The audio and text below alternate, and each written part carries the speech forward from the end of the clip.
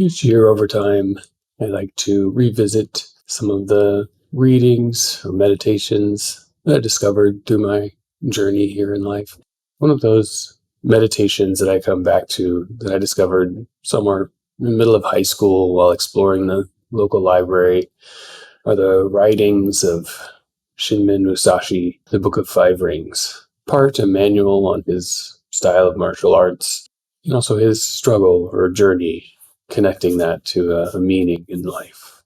In this book, I like to begin at the beginning and reflect on his way of walking alone.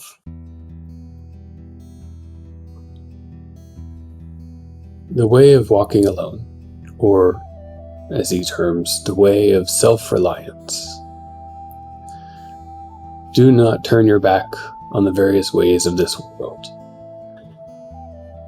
To know something of all ways, perhaps shallow, some deep, to be out there and observe, to accept and explore, to not turn your back on them, to limit yourself, but know that there are many ways and paths through this journey, and that you can access them all, and with discipline and practice, find yourself deeply immersed within them.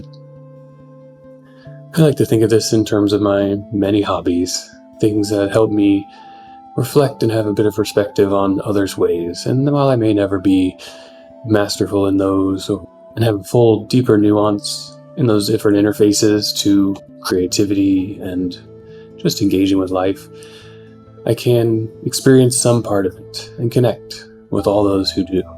To be enriched by the diversity of paths, and to not be too stuck on my own as being very important. Do not scheme for physical pleasure. Do not intend to rely on anything. Consider yourself lightly and consider the world deeply. Do not ever think in acquisitive forms. Do not regret things about your own personal life.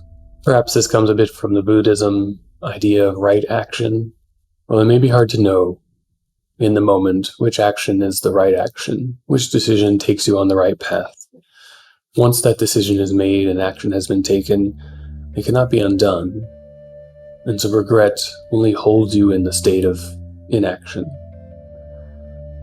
This does not mean to be careless or thoughtless or even cruel or mean in your decisions, but that to practice a discipline of making right decisions that you feel right with, that you can trust and be behind, and not have to harbor as a state of regret through every action beyond that moment. Often when faced with impossible choices, it is hard not to harbor with us some degree of, what if I had done that other thing? To regret, perhaps, the alternative path. But it is no longer there. It is someone else's journey in some other universe. And to embrace, without regret, what you have chosen to do and find a new path forged from that moment, in each moment that we face a challenge, provides freedom. It gives us an emptiness to the past, where we can learn, but not dwell. Do not envy another's good or evil, being attached, obsessed, or mired in what others have. That person being a good person or an evil person only connects you to that single outcome. You can recognize and witness the good or the evil, or the right or the wrong, but you can let it go. A confrontation of evil or confrontation of good, depending on your alignment. Maybe we'll go with our Dungeons and Dragons world there. We have our good and our neutral and our evil. An alignment of sorts to how you generally make decisions, or how another does. It's not a space to dwell, only a space of action. Do not lament parting on any road whatsoever. No regrets. Once you have made a decision for a thing, you take that road, for it will lead somewhere else. Going back comes through circling around, not through stopping and second-guessing ourselves. Continue forward discover the path, and look for new opportunities to reincorporate that which you may have left behind or that which you discover along the way. Do not complain or feel bitterly about yourself or others, and have no heart for approaching the path of love. Musashi makes a big point in many of the teachings specific to the way of the warrior, or this path of the martial artist, in not approaching the path of love, meaning romantic love with a partner and another. I think in many terms from a sacrifice that as a warrior you must already think of yourself as dead, that your life is forfeit to the cause, and that involving others in this path of love would be perhaps mean or selfish for the gaining of pleasure and gratitude from it. This is a very strong position within his dedication to that path of martial arts, that he can only have one true passion. And this may be a way through many things, but perhaps for others, it is the path of love that is your way. And how can that be incorporated, and how much sacrifice do you make in approaching that path? Something for us all to consider, and that our life is long and spans multitudes, and perhaps at different times we'll have a different reflection on that. And we have the control there to guide ourselves by choosing which ways influence us at what times. Do not have preferences. Do not harbor hopes for your own personal home. Do not have a liking for delicious foods for yourself. Do not carry antiques handed down from generation to generation. Do not fast that it affects you physically. While it is different with military equipment, do not be fond of material things. While on the way, do not begrudge death. If your journey is to death, your life is already over. While practicing away, whether that's martial arts, art, sculpture, carpentry, medicine, any way that you find yourself following at a time in your life, if you also live in fear of that way ending, you are only practicing the way of death, the way of finitude. We should not begrudge that death. It comes for us, and at some time for all of us. We've all experienced it in our own ways.